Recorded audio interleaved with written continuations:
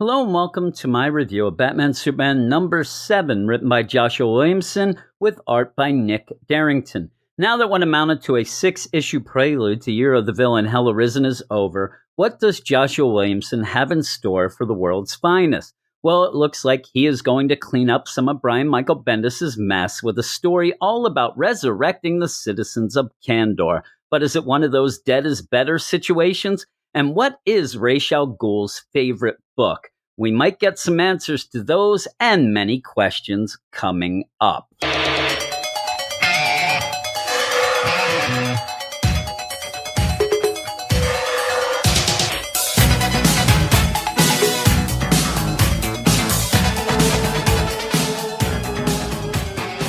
This story arc is going to be dealing with the bottled city of Kandor, so Joshua Williamson is going to take us on a brief little history lesson.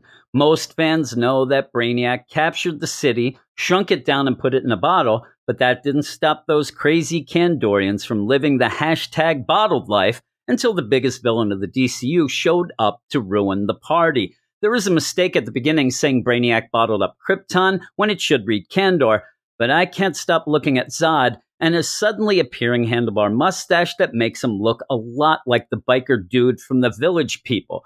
And because it's a Batman-Superman book, we get the familiar Williamson trope of Batman and Superman thinking about how handsome and cool each of them are while fighting classic villains like Magog, Bizarro, and Skeletor, Dr. Destiny, before going off to Stryker's Island Cemetery. They are there because their new supercomputer had an algorithm that told them to find out if the remains of the Kryptonite Man is leaking kryptonite. But it isn't.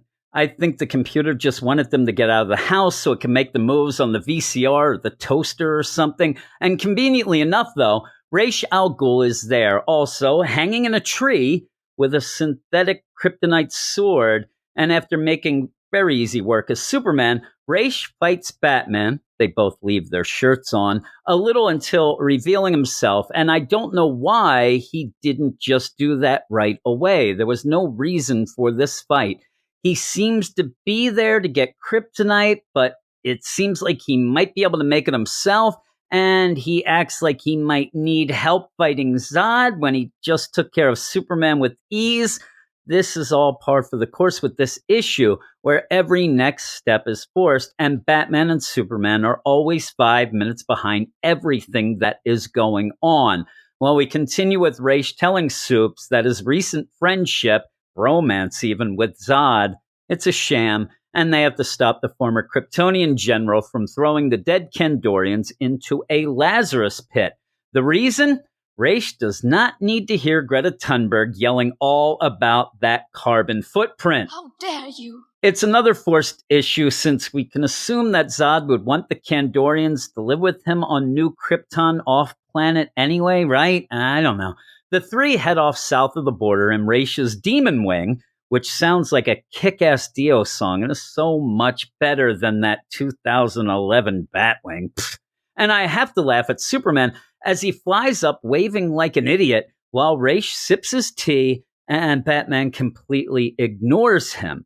When they arrive at their destination, Ra's tells them that they have nothing to worry about. The Lazarus Pit is protected by his League of Lazarus. What's with this guy and his leagues? League of Assassins, League of Shadows. You know he's in a bowling league. And here's a little bit of trivia for you. What is Ra's favorite book? The Art of War, of course. And I bet you thought I was going to say 2,000 Leagues Under the Sea, but Ra's thinks that Captain Nemo is a real prick. When they enter the pyramid, we see right away that the League of Lazarus is no Wu-Tang Clan because they really got with. And again, our heroes are 5 minutes too late. Zod has already dumped the Kandorians into the pit, and they have come back to life and are so cute as they hopefully seek revenge on Superman, who spent 99% of his life saving Lois, but not 2 minutes trying to help them out. I was looking at this issue as a hint of what to expect from this book after Joshua Williamson was tied into writing what essentially was a prelude to Year of the Villain Hell Arisen, and I'm a little worried. This whole issue seemed forced from the get-go, and the world's finest are just along for the ride.